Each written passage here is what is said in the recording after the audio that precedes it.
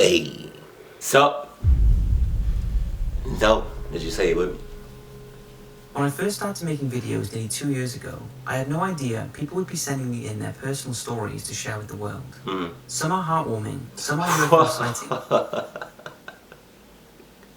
Y'all can't tell, but my heart literally just dropped because of that image. And others are downright creepy encounters, usually with paranormal beings, and those are the ones I'll be talking about in this video. So, from a mysterious sound that came from someone's house phone to one of the creepiest hitchhiker stories I've ever heard about, here are 5 stories that have been sent to me that you will not find anywhere else on the internet. Hit the lights and enjoy. The following recordings were sent to me by a man called Juan from Tucson, Arizona. The story goes that a few years back when he was in 7th grade and living with his parents, they had some bizarre voices coming through their house phone. It all started when one day he heard a voice and thought the phone had not been hung up properly. However, the unexplained voices and what sounded like a radio transmission became a regular occurrence. The family could not figure out what was going on, but assumed the phone was malfunctioning and picking up radio signals. At first, they were not too creeped out or concerned, but then Juan used an MP3 player to record the voices, and a few of them started to sound like a girl screaming, which over time was followed by a man's voice. Juan became pretty disturbed and was wondering if it was just radio signals that sounded like someone was in distress, That is not or whether there really was someone out there who was being harmed and the phone was picking this up somehow. It's pretty eerie, so take a listen and see what you think. Oh! Fuck.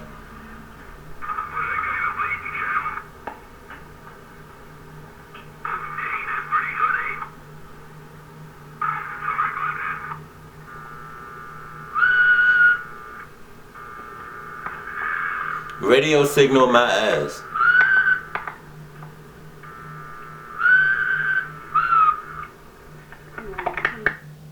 Eventually, the sounds stopped and the family forgot about them. They replaced the phone, and that was pretty much the end of it. Fast forward a few years, and Juan listened back to the sounds and was reminded how creepy they really were and wants some kind of an explanation. I don't know what it could be, but hope it was just the phone picking up random signals that happened to sound like someone and wasn't actually a person in trouble. What's your thoughts? Maggie. This next story was sent to me by someone who wishes to remain anonymous, so I'll call them Maggie. The last Ouija board experience I will ever have. What the fuck you doing? You trying to play with your life? Huh? And it has a number 3. So you did this shit 3 times? Or is it like this the 3rd email? What? I really hope you haven't done this shit 3 times. 1 is enough. That you shouldn't even... Maggie's mother was a practicing Wiccan, so she grew up privy to the supernatural, although she had no interest in it herself, and her mother never pushed her beliefs onto her. Anyway, as Maggie grew up in a quiet hometown in the US and finished high school, she was eager to leave home and explore other states. Always being a bit rebellious, once out of sight of her parents and in a place with no supervision, she got into trouble often. But Maggie became increasingly ashamed of some of her actions and never shared her experiences with anyone back home. She eventually realised her lifestyle was getting out of control, so flew back home to her parents, confident no one would find out the full extent of what she had done. Once home, Maggie shared some of the stories of her adventures with her parents, who were unaware of what she had really been getting up to. After this, her mother felt the need to reconnect with her daughter, and her way of doing this was to hold an Ouija board session, which was not an unusual request, as Maggie had participated in these several times before, although they did make her feel uneasy. Maggie agreed to the session, and her mother asked the board to speak to her deceased father, which is how she usually started. The board said no several times, which was unusual, so Maggie asked if it wanted to speak to her instead, and it replied yes. The board then erratically started to move around in circles, making no sense at all, and Maggie felt a very dark presence to the right of her. The board then spelt out the names Philip and Jeremy, and Maggie told her mum these were 2 men she had met on her travel. What her mother did not know was that Maggie had slept with these 2 people. The board then spelt the word pig 3 times, followed by the names of several illegal substances, all of which Maggie had tried whilst away. Maggie's heart dropped as it spelled the word liar 666 and then goodbye. As the lights in the room flickered, the session was over. Maggie said there was absolutely no way her mother could have known all of the things that the Ouija board spelt out, and is convinced the board was trying to hurt both of them.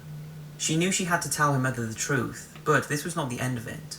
Maggie started to experience vivid nightmares of a tall, dark, shadowy figure who was trying to lure her to a place that she couldn't get back from. And one night, she woke up to find all of the lights in her room on, even though they were turned off when she went to bed, and the curtains were floating 4 feet from the ground. That's that shit! Maggie screamed as her mother came running in and shouted, "That is enough, stop it, stop." Thinking her daughter might be in danger, she suggested another Ouija board session to try and find the answers. Why? Why do people are so goddamn stupid? Huh? I know stupid is a hard word. It's a harsh word, but come on, people. Like, it's just certain things you do not do.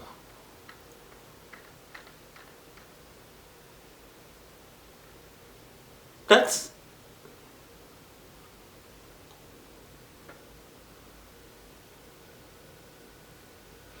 Just kill yourself. I mean, you... During the session, the shadowy figure from Maggie's nightmares identified himself as a servant of the devil, spelling his name as Maz.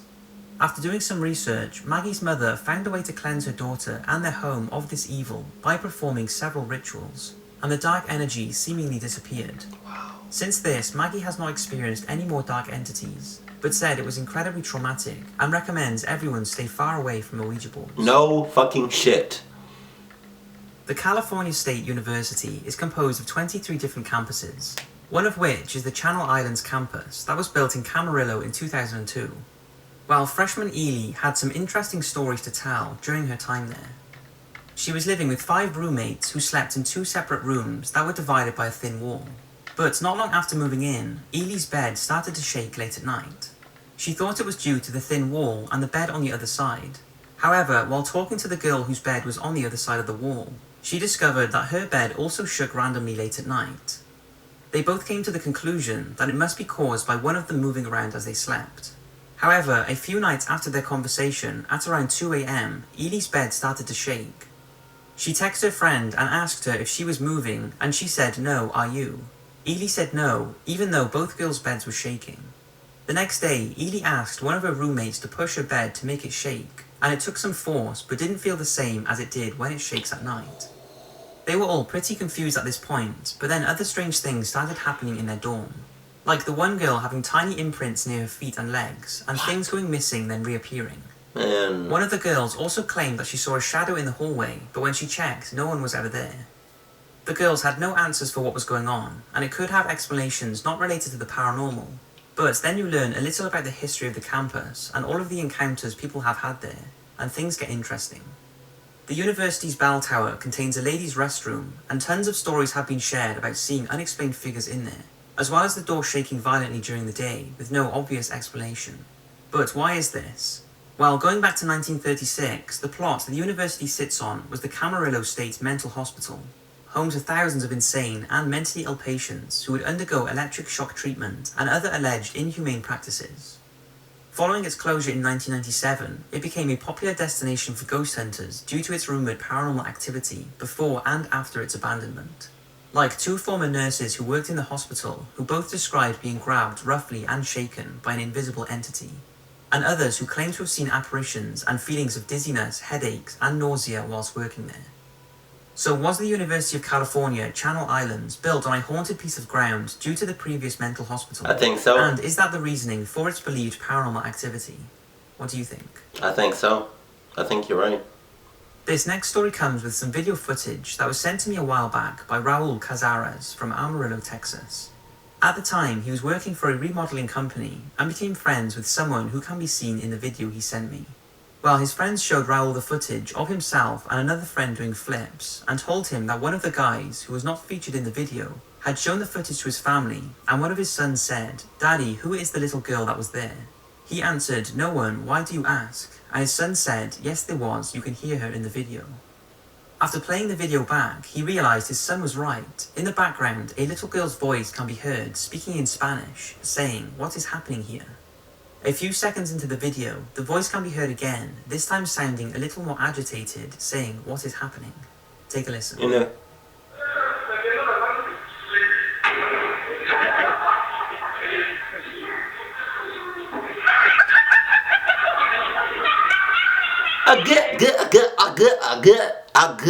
I fucking good.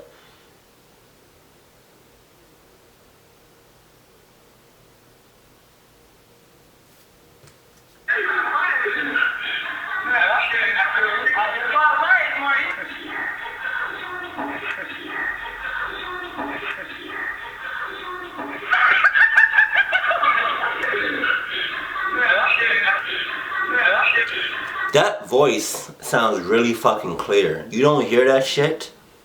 Huh? Huh? You don't hear that little...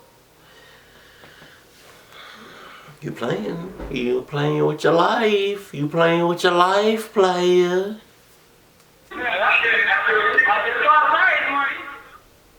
You're probably thinking it could have been a radio, but Raul has said that no radio was on. And what makes things even stranger is that the house they were working on was in the middle of nowhere in a Texas field. It was also a new build with no electricity installed yet, so it couldn't have been any interference. So is this a clear EVP of a little girl's ghost possibly being picked up in the area? Or is there another explanation? Raul and I would love to hear your thoughts. Oh shit. India Ghost. After watching my CCTV ghost videos, Dheeraj from India decided to share his story with me. It took place in November 2012 when he was driving his Honda Passion motorcycle to his home in Secunderabad. It was around 11:50 PM and Dheeraj was 10 minutes or so away from home. As he was riding, he turned off Highway 44 and there he saw a man waving his hand for a lift. Nope. Dheeraj stopped and offered him to jump on the back of his bike, so he did. The two men started a normal conversation about studies and such, but as Dheeraj glanced in his rearview mirrors, he was shocked that he could not see his passenger. But he knew he was there because he could feel him. What? At this point, he started to sweat and panic and couldn't speak, even though the guy behind him was still asking questions. What the After hell? driving for around 5 minutes, the stranger asked Dheeraj to stop, and they were currently in the middle of nowhere. He stopped as the passenger got off, then shortly after his motorbike cut out, and he desperately tried to start it again, but to no avail. He was now stranded on an unlit, desolate road, and was too scared to turn around and see if the man he had just dropped off was still there. What he did do was look in his rearview mirror, and the man was clearly visible, just standing staring right at him. Dheeraj turned around, but the man had gone. For around 10 minutes, Dheeraj tried to start his bike when a large truck approached and asked him what the problem was. Realizing he was in shock, the truck driver got out of his cab to reassure him and asked if he had seen someone or something. He then offered to try and get the bike going, and in one kickstart it fired up. He told Dheeraj to drive home and not look back or stop, as there is lots of ghost activity on this road, and he had been driving along it for over 20 years and seen many similar incidents taking place. Dheeraj drove straight home and has never travelled along that stretch of road again, and has no explanation for what happened, but believes it was something paranormal. It's a pretty damn creepy story, and we would both love to know what you think of it. So there's 5 scary stories that have been sent in by viewers of my channel. I want to thank 1, Ely, Maggie, Raul and Dheeraj for sending me the personal stories and allowing me to share them. I hope you've all enjoyed, thanks for watching, and I'll see you in the next video.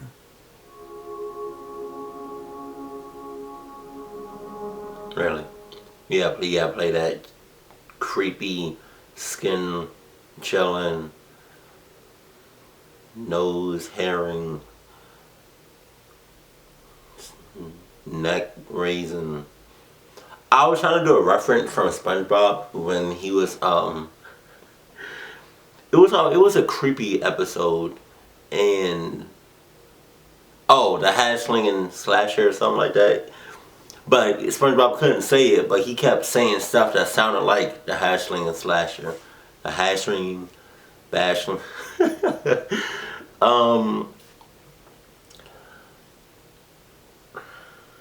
don't know, man.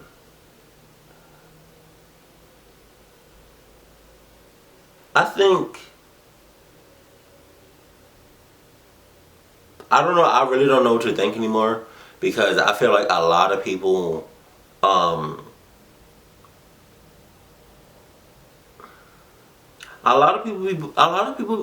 they be bullshitting, for real.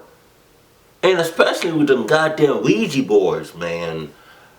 You can't, I really, honestly, God, don't know if those are real or fake as far as what happens. Like, I know, like, I don't even know if the Ouija board is real.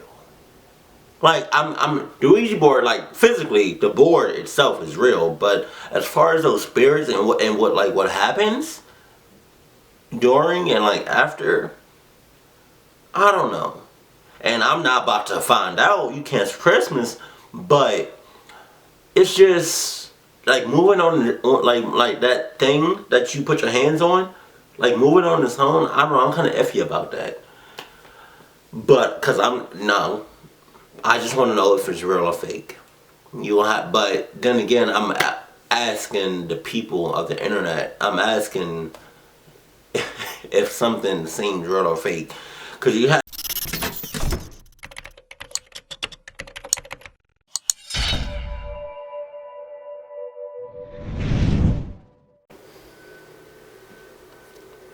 Hey. So. No. Did you say it would? When I first started making videos nearly 2 years ago, I had no idea people would be sending me in their personal stories to share with the world. Some are heartwarming, some are UFO sighting. Yeah, I can't tell, but my heart literally just dropped because of that image. And others are downright creepy encounters, usually with paranormal beings, and those are the ones I'll be talking about in this video. So, from a mysterious sound that came from someone's house phone to one of the creepiest hitchhiker stories I've ever heard about, here are 5 stories that have been sent to me that you will not find anywhere else on the internet. Hit the lights and enjoy. The following recordings were sent to me by a man called Juan from Tucson, Arizona. The story goes that a few years back when he was in 7th grade and living with his parents, they had some bizarre voices